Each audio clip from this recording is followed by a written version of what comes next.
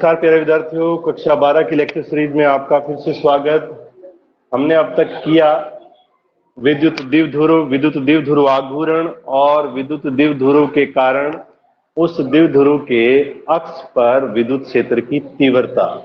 उसी का ही next topic है विद्युत द्विध्रुव के कारण उसके निरक्ष पर विद्युत क्षेत्र की तीव्रता।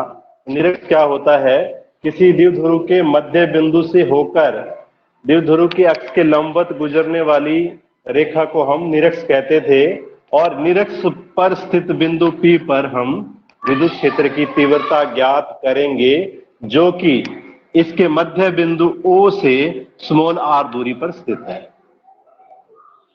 तो ये चित्र था। इस चित्र के बारे में आपने लिखना था कि बिंदु A पर -q आवेश स्थित है और बिंदु B पर +q आवेश स्थित है। इस द्विध्रुव के कारण हम इसके निरक्ष पर स्थित बिंदु P पर विद्युत क्षेत्र की तीव्रता ज्ञात करना चाहते हैं।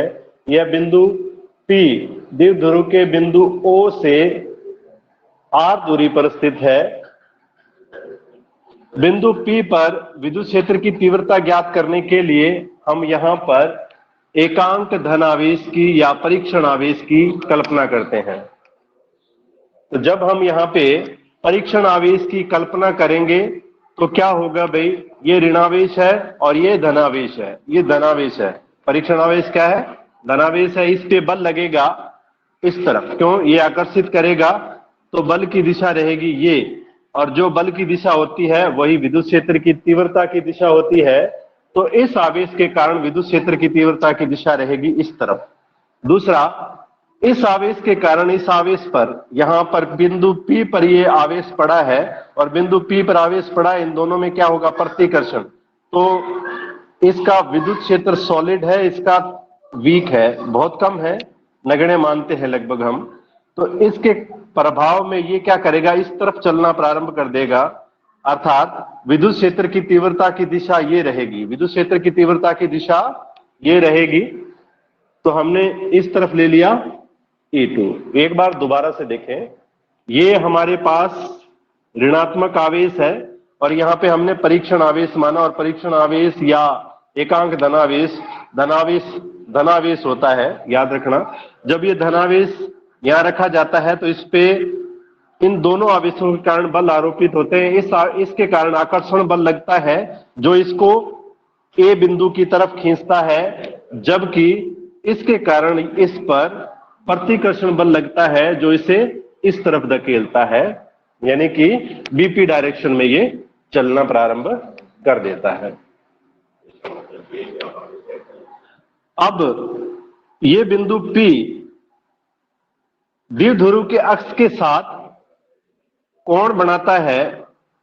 बिंदु P पर A को मिलाने वाली ये जो रेखा है, ये अक्ष के साथ थीटा कोण बनाती है। ठीक उसी प्रकार ये भी थीटा होगा। दोनों कोण बराबर होंगे। क्यों?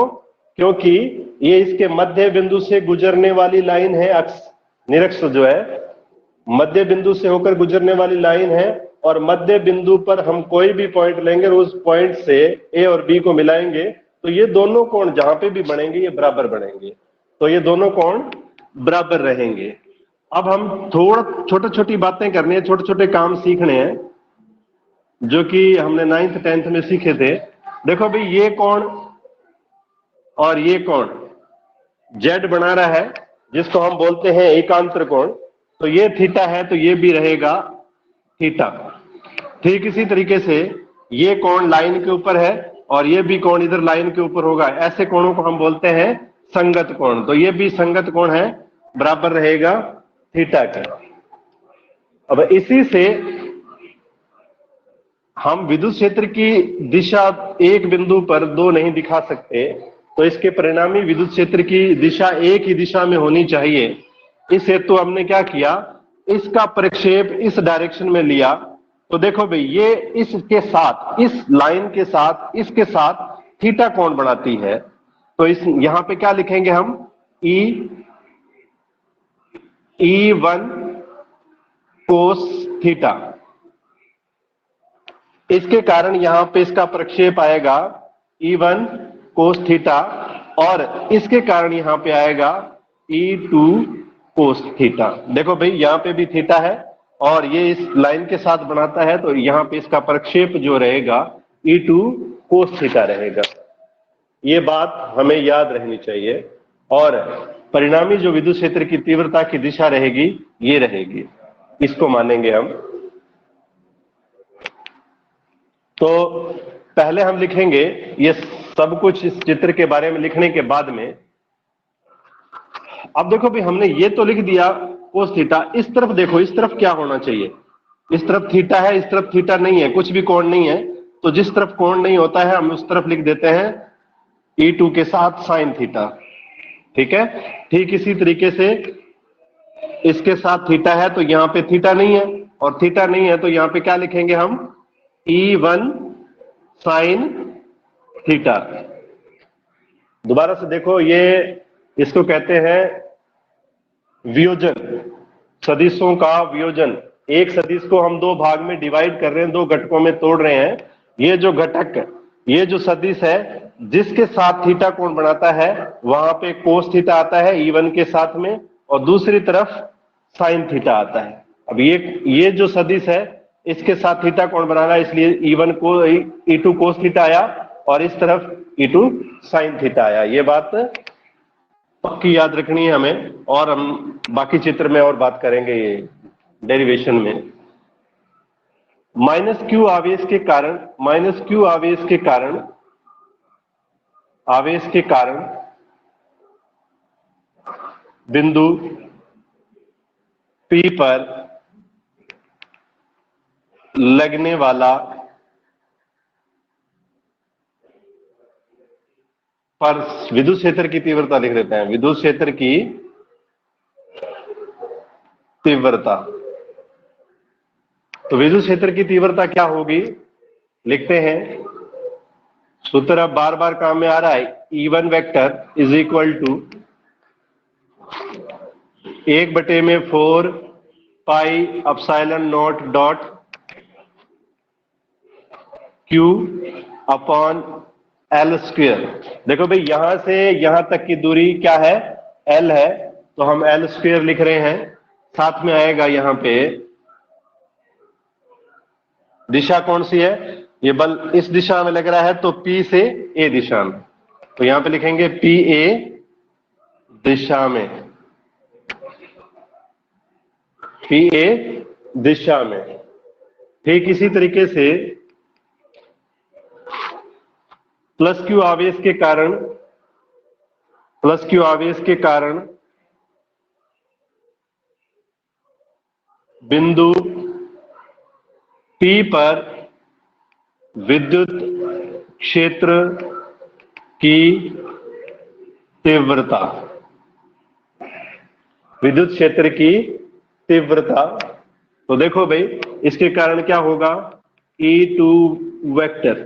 अब देखो इसके कारण यहां पे बल लगेगा इस तरफ, है ना, तो बाकी तो सेम रहेगा, 1/4 pi epsilon not dot Q upon में L स्क्वायर। ये दूरी भी समान रहेगी, अगर ये कोण बराबर है तो ये दूरियां भी समान रहेगी।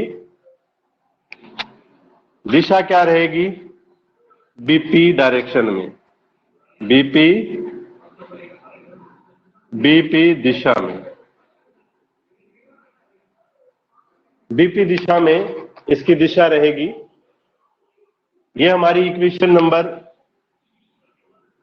1 है, ये हमारी इक्वेशन नंबर 2 है।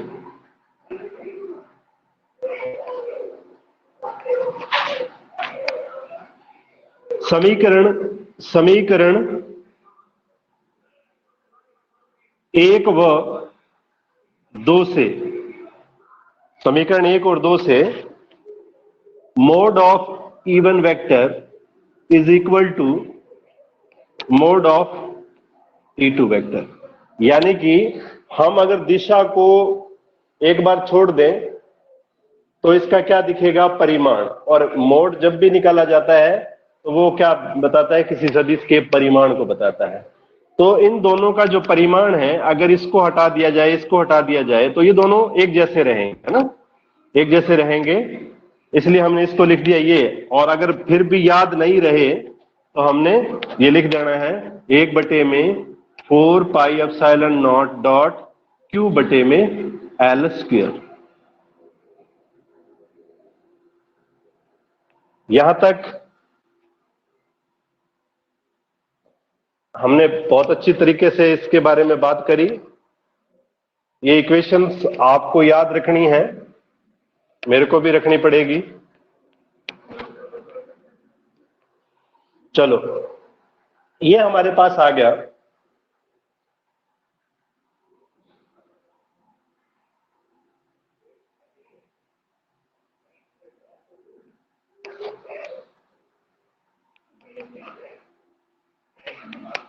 इसको मैं मिटा देता हूं एक बार। तो देखो भाई, इसको मैं साइड में लिख दूं, यहां लिख देता हूं एक बार। E1 mod of E1 vector is equal to mod of E2 vector is equal to 1/4 pi epsilon not Q बटे में L स्क्वायर। तो देखो भाई, ये P है, इसको हम और कोई नाम दे देते हैं, Q दे देते हैं। P, इसको Q दे देते हैं। तो बिंदु P पर हमें विद्युत क्षेत्र की तीव्रताओं के दो दिशाएं प्राप्त होती हैं। विद्युत क्षेत्र की तीव्रताएं, तो पहले लिख रहा हूं E1 वेक्टर को दो घटकों में वियोजित किया जा सकता है, वियोजित किया जा सकता है, जा सकता है। एक घटक जो PQ दिशा में है, जिससे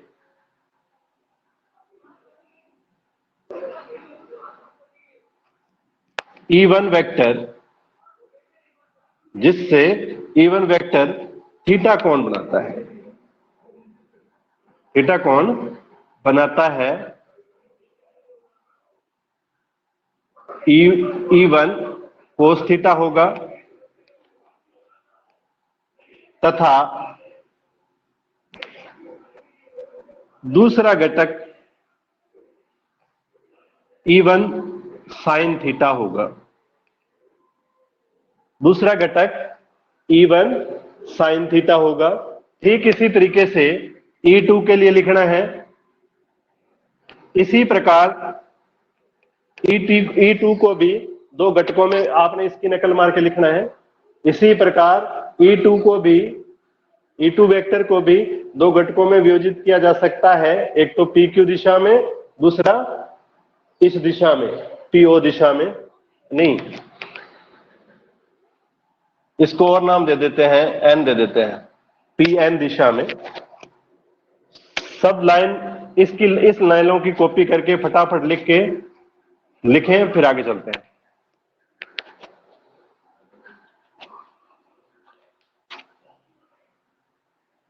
E1 की जगह E2 लिखना है, बाकी कुछ नहीं करना आपने। E1 की जगह E2 लिखना है और कुछ नहीं करना है। ये लिखने के बाद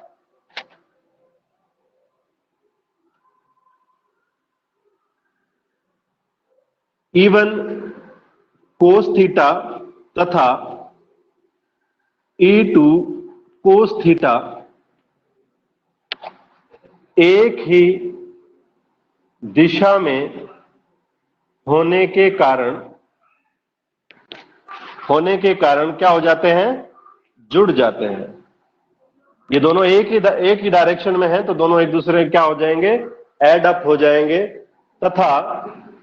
तथा E1 साइन थीटा व E2 साइन थीटा एक दूसरे के विपरीत है। देखो भाई, ये इस दिशा में है और ये ऊपर की तरफ है। E2 साइन थीटा ऊपर की तरफ, E1 साइन थीटा नीचे की तरफ। दोनों परिमाण में बराबर और विपरीत होने के कारण एक दूसरे को क्या कर देते हैं? कैंसिल कर देते हैं, निरसित कर देते हैं।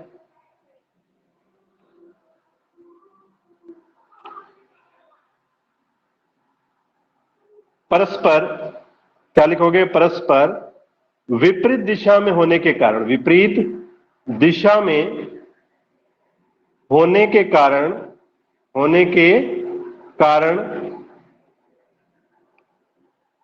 एक दूसरे को क्या कर देते हैं, एक दूसरे को समाप्त कर देते हैं, एक प्रभाव को समाप्त कर देते हैं। तो क्या है, एक दूसरे के विपरीत होने के कारण एक दूसरे के प्रभाव को खत्म कर देंगे। कैसे भाई, देखो भाई, यहां पे कोई चीज पड़ी थी हमारे पास, यहां इस तरफ बराबर बल लग रहा है, इस तरफ भी बराबर बल लग रहा है, तो क्या ये यहां पर बल का कोई मान होगा? नहीं होगा। परिणामी जो बल होगा वो 0 होगा। ठीक इसी तरीके से इधर भी विद्युत क्षेत्र की तीव्रता है और बराबर है इसके, इस तरफ जो विद्युत क्षेत्र की तीव्रता है, दोनों बराबर होने के कारण परिणामी विद्युत क्षेत्र की तीव्रता क्या होगी? 0 होगी। और हम एक बात कहेंगे, क्या बात कहेंगे?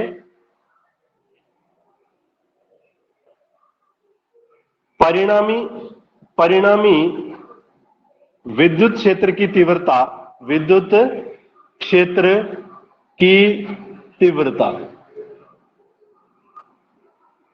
केवल E1 cos थीटा तथा E2 cos थीटा के कारण होगी। इन्होंने तो क्या कर दिया, एक दूसरे को खत्म कर दिया। तो परिणामी विद्युत क्षेत्र की तीव्रता इनके कारण होगी, और इनके कारण होगी तो हम लिखेंगे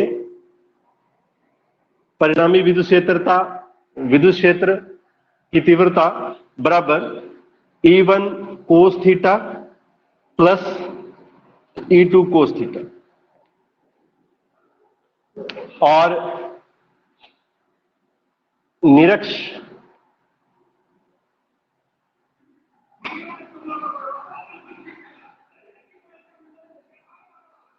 के लिए यहां पे नी आपने लगा सकते हैं,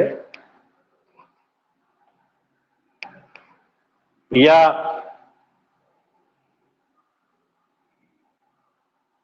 पी लगा दो, परपेंडिकुलर एक्सिस। तो ठीक है, अब हम क्या करेंगे इससे, अब इसका जो मान है, इसको हम ये भी लिख सकते हैं E1, वेक्टर नहीं लगेगा, और ठीक इसी तरीके को इसको भी हम E2 लिख सकते हैं। तो ये E1 है, ये E2 है, और दूसरा हम इसको वैसे करके लिख सकते हैं, इस तरीके से भी लिख सकते हैं। तो आपको ये समझना है, दोबारा से मैं इस वैल्यू को यहां लिख देता हूं, E1 बराबर E2 बराबर 1/4 pi epsilon not dot Q बटे में L स्क्वायर।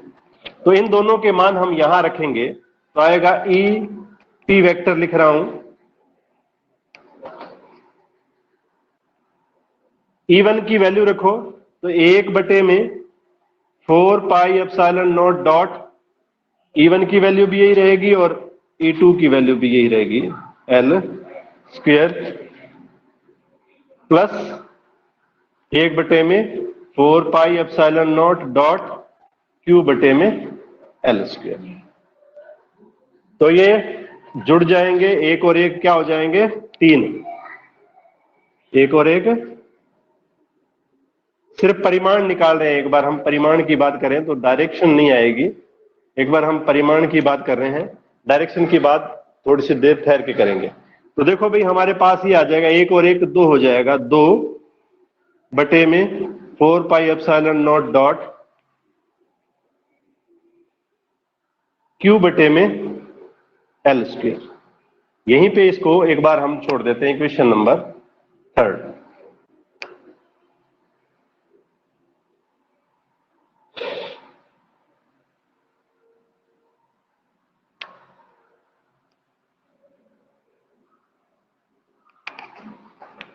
तो देखो, इसको हमने यहां छोड़ दिया, हमारे पास यहां L स्क्वायर है, हमने इसको A और R के रूप में लिखना है। ये अगर 90 डिग्री परपेंडिकुलर है, ये क्या है? निरक्ष है, और निरक्ष को हम लिख रहे हैं यहां पे, ये 90 डिग्री है। क्या है? 90 डिग्री है।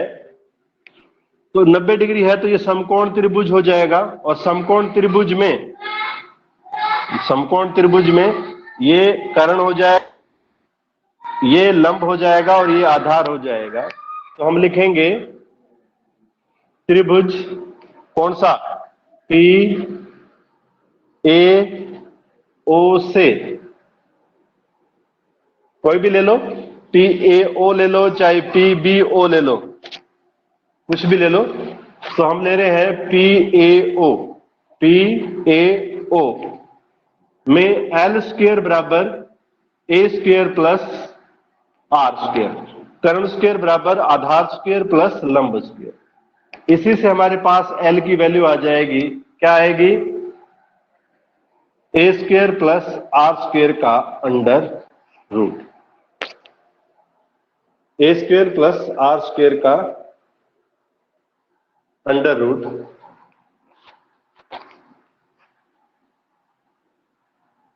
इसके साथ हमने कोस थीटा नहीं लिखा, ये कोस थीटा साथ आएगा भाई, याद रखना, कोस थीटा को नहीं भूलना है, कोस थीटा साथ आएगा, ठीक है। एक तो हमारे पास L की वैल्यू आ गई, इसको हम इक्वेशन नंबर दे देते हैं 4। दूसरा हम निकालेंगे इसमें कोस थीटा की वैल्यू, कोस थीटा बराबर होता है आधार बटे में कर्ण। आधार हमारे पास है, आधार हमारे पास क्या है, आधार है A और कर्ण है L, आधार A है और कर्ण L है, तो A बटे में L हो जाएगा।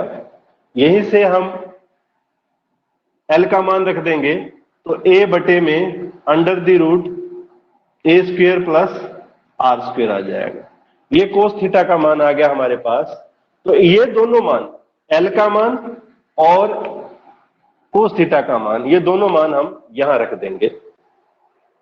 तो ये इक्वेशन ले लें तो भी चल जाएगा, इसको मैं 4 दे देता हूं, इसको मैं 5 दे देता हूं, और कोस थीटा को मैं सही लिख देता हूं नजदीक, ए बटे में under root A square plus are square. इसको मैं इक्वेशन नंबर 6 दे देता हूं, ये मिटा देता हूं। लास्ट वाली इक्वेशन अपने को चाहिए तो सारा। तो देखो भाई, हमने यहां पे एल स्क्वेयर का मान रखना है और कोस थीटा का मान रखना है। तो समीकरण 3 में समीकरण 4 तथा 6 से मान रखने पर, समीकरण 3 में समीकरण 4 तथा 6 से मान रखने पर, तो मैं यहां लिख देता हूं दोबारा से, समीकरण 3 में समीकरण 4 व 6 से मान रखने पर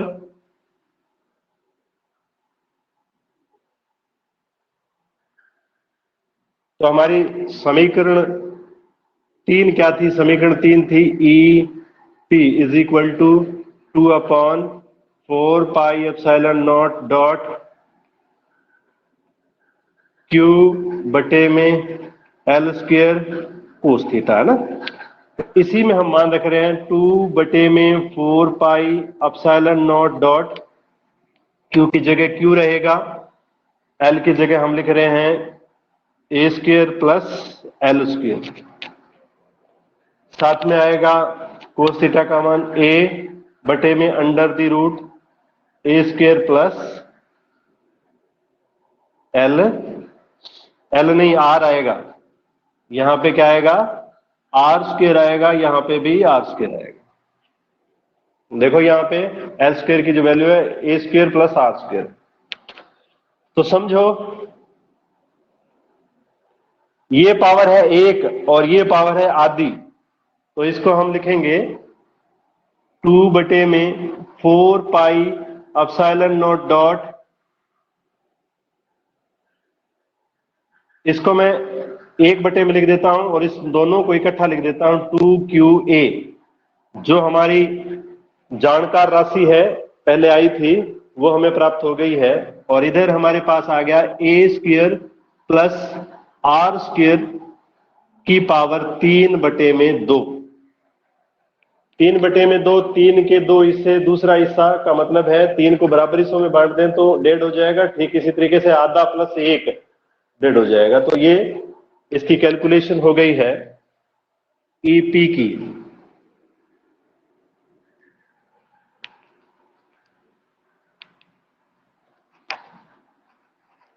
समझ में नहीं आए तो आप कमेंट जरूर करें, बताएं मेरे को भी यहां से समझ में नहीं आया, हालांकि बहुत आराम से समझाया है।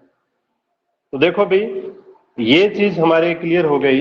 आंसर जो आना था हमारा EP vector, EP is equal to 2QE की जगह हमें, चूंकि हमें पता है 2QA की जगह हम लिख सकते हैं P। ठीक है, तो हम लिख लेंगे यहां पे P बटे में A², और ये चीज हमारे पास रहनी 1/4πε0 तो रहना ही रहना है। P बटे में A² प्लस R² का पावर 3/2। इसको भी हम आगे और मॉडिफाइड कर सकते हैं। हम ये भी लिख सकते हैं EP बराबर 1/ε0 की 4πε0 की वैल्यू होती है K बटे में A² प्लस R² की पावर 3/2। इसको और आगे मॉडिफाइड कर सकते हैं, क्योंकि जो A है very very less than R, A जो है बहुत कम होती है, कम वैल्यू होती है, R बहुत दूर स्थित है इससे, तो R की जो वैल्यू है बहुत ज्यादा है, A की वैल्यू बहुत कम है, तो A को हम नगण्य मानेंगे। तो A को नगण्य लेने पर, A को नगण्य लेने पर हमारे पास आ जाएगा EP is equal to KP बटे में, इसको छोड़ देंगे हम, नगण्य मान लिया, इसको छोड़ दिया, तो ये पावर 2 है, R की पावर 2 इंटू 3/2, 2 से 2 कैंसिल हो जाएगा, तो हमारे पास आएगी R की पावर 3। EP KP बटे में R की पावर 3। ये हमारा विद्युत क्षेत्र की तीव्रता का परिमाण आ गया। क्या प्राप्त हुआ हमें? विद्युत क्षेत्र की तीव्रता का, विद्युत क्षेत्र की तीव्रता का परिमाण है ये, सिर्फ परिमाण, दिशा अभी हमें बतानी है। तो दिशा हम चित्र को देखें, विद्युत क्षेत्र की विद्युत द्विध्रुव आघूर्ण की जो दिशा होती है ऋणावेश से धनावेश की तरफ होती है, इस तरफ होती है द्विध्रुव आघूर्ण की दिशा, जबकि हमें परिणामी विद्युत क्षेत्र की तीव्रता मिल रही है वो इस दिशा में मिल रही है। किस दिशा में मिल रही है? इस दिशा में मिल रही है, यानी कि हम लिखेंगे -P वेक्टर की दिशा में मिल रही है।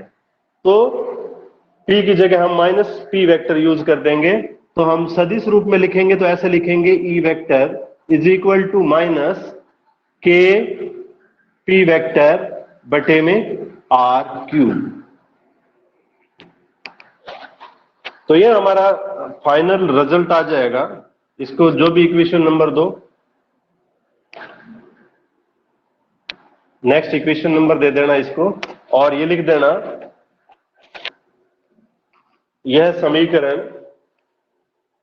किसी द्विध्रुव के कारण उसके निरक्ष पर स्थित किसी बिंदु P पर विद्युत क्षेत्र की तीव्रता को प्रदर्शित करती है।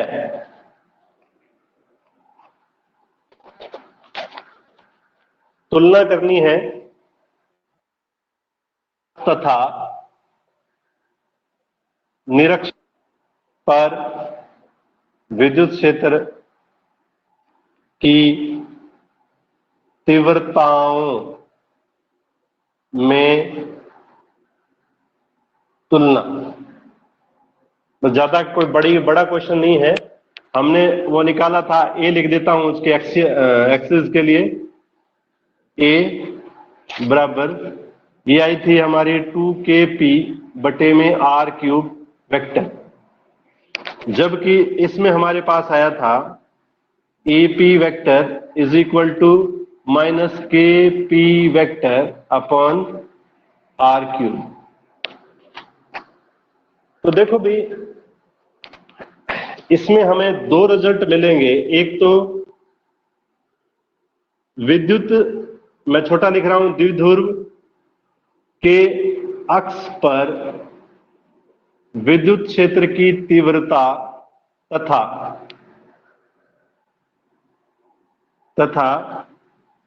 द्विध्रुव आघूर्ण की दिशा समान रहती है। पहला रिजल्ट ये समान रहती है। दूसरा,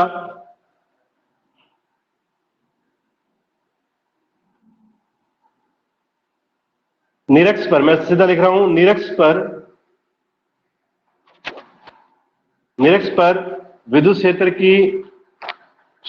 की तीव्रता लिखा है, क्या तीव्रता है, विद्युत क्षेत्र की तीव्रता की दिशा तथा द्विध्रुव आघूर्ण की दिशा समान रहती है, जबकि निरक्ष पर समान नहीं रहती है। निरक्ष पर क्या रहती है, विपरीत रहती है, विपरीत रहती है। लाइन आपने ये लिखनी है, इसमें ये लिख देना, निरक्ष पर विपरीत रहती है। और तीसरी और लास्ट बात, विद्युत द्विध्रुव के अक्ष पर विद्युत क्षेत्र की तीव्रता उसके निरक्ष पर विद्युत क्षेत्र की तीव्रता की दुगुनी होती है। क्या होती है, दुगुनी होती है। तो ये सारी चीजें इसी से क्लियर है, जो हमने लिखा है इन फॉर्मूलों से क्लियर है। देखो भाई, यहां पे माइनस नहीं आया, इसका मतलब ये और ये दोनों एक ही डायरेक्शन में है।